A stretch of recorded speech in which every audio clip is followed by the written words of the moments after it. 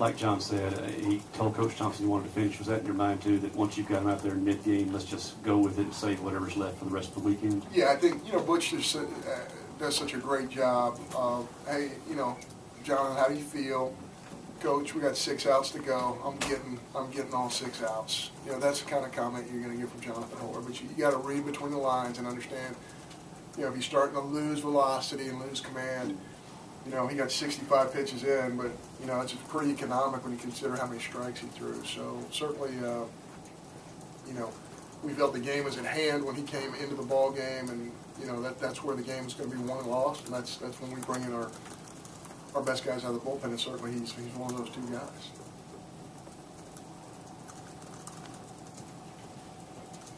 John, can you just talk about your philosophy? I think it matches Butch's, but the game was on the line there at 1-1, and you bring in Holder. You don't really, it's kind of sabermetric, but you don't buy into the whole closure at the end. Really right at the end, that was the game right there. Yeah, he didn't get a save, he got a win. So that's where the game was, and we have to determine as coaches, where's the game going to be won and lost. I think it was right there, and I feel so bad for Benny because I thought he just competed his tail off, and I thought he was just trying to be too fine, just trying to make a perfect pitch instead of just flooding it in the strike zone there. I know he was disappointed, but boy, I thought he pitched really well early, and he's a 5th-year senior who wanted it so badly, and our kids just rallied around him because they love him so much. He's a captain. He's one of the hardest workers on our team, and I think the thing he was most disappointed on is he's our best defender on the mound. He worked so hard on that, and he had a ground ball back to him. If he makes that play, that inning doesn't happen, and he's so good, and that ball just came off his glove. I think more than anything, he was disappointed in that. But he got us off to the good start. We knew we were going to use Holder. Would we have liked to have gotten another inning or 2? Yeah, but that's where it was. That's where the game was, and I thought both those guys did their job. We spoke Thursday before you guys got here and in Starkville, and if we had asked you then or told you then you'd be 2-0 heading into Sunday without using Ross or Jacob Lindgren, how would have you felt? I'd feel good being 2-0, having used everybody, to be honest with you, because these are really good teams in this regional. But yeah, having Ross tomorrow is big. He's a winner. He's incredibly competitive, and our kids like playing behind him. But no matter who we play tomorrow, we're going to play a great club. We are going to play a great club tomorrow, and Ross knows that. And Lindgren is anxious, see what he wants to pitch, and hopefully we'll get great performances out of those guys. And I'm sure we might need somebody else as well.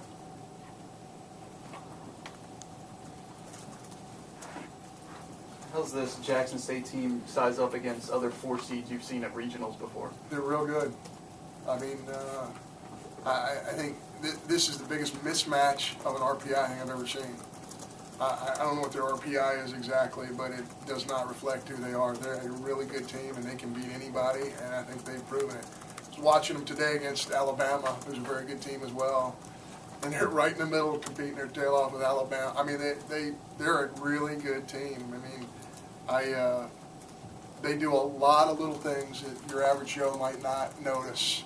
They are very well coached, they're very well prepared, and they have older kids, and that is a recipe to beat people. And as I said earlier, Russell was just, he deserved to win a ball game tonight. I thought he was just outstanding. We just got some timely hits that they didn't, but he was phenomenal. He would have beat a lot of people tonight. We're very fortunate. After Holder keeps it 1-1, you come back, get lead off base hit, and a lot of people statistically say you've got your leading batter up there and you put him in a sacrifice situation, but that's what you do, and Brett Pearl did the job you needed and put the runner in position for Gavin. Yeah, and Gavin, there's something about Gavin, after he gets his 2 at-bats in, he's better, underway than he is early on in a ball game. He's had some at-bats that he wish he could have back early in ball games, but he progressively gets better, and he's got power, and he's got good feel to hit, and the ball just explodes off his barrel when he gets into position. He's going to be a great player. But more than that, I mean, he's catching high-level arms and doing an incredible job leading them. And he is calling pitches, but you better believe that he's spending hours and hours and hours with Butch Thompson preparing, for these moments. And so Butch has his fingerprints all over it. So We're so proud of him and how far he's come this year. He is so much a different player right now, Gavin Collins, than he was 2 months ago, 3 months ago. And we kind of felt that was going to happen, but he's really progressing nicely. I'm guessing there are points in games where you can tell a pitcher either not having a good day or maybe he is on. Was there a particular pitch or moment for Holder when you said this is one of those days for him? Well, Butch has a great quote that I love, and it's probably not his. He's like everybody else. He probably stole it from somebody else. But he says, hey, the hitter's going to tell us everything we need to know. And the way they were reacting to Jonathan's breaking ball early on, we kind of felt like Jonathan's stuff was where it needed to be. Even the fastball, late on the fastball, not seeing the breaking ball.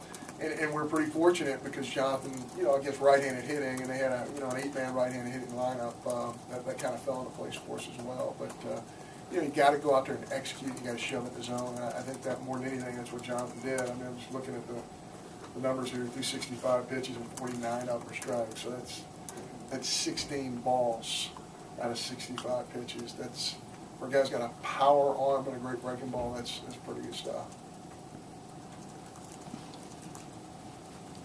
Talked about Ross being a winner, and then Brett and Jonathan obviously played and pitched in the College World Series last year. How does that help being up 2-0, but just that postseason experience, knowing what it takes to get it done? I would love to say it's postseason, and I would love to say that there's this magic dust that we sprinkle on these guys. I want to tell you something. That's who they come to us as. That's their genetic material. So that's why I'd love to have Mr. and Mrs. Holder here and say, is there any way we could create another Jonathan Holder for us? I mean, because genetically that's who he is. He can lower his heart rate and get in the moment and throw the baseball where he wants to, and that's a special gift because I've been doing this 23 years, and finding that combination is very difficult. And that's why, again, Desmond Russell is pretty special. It's the same deal.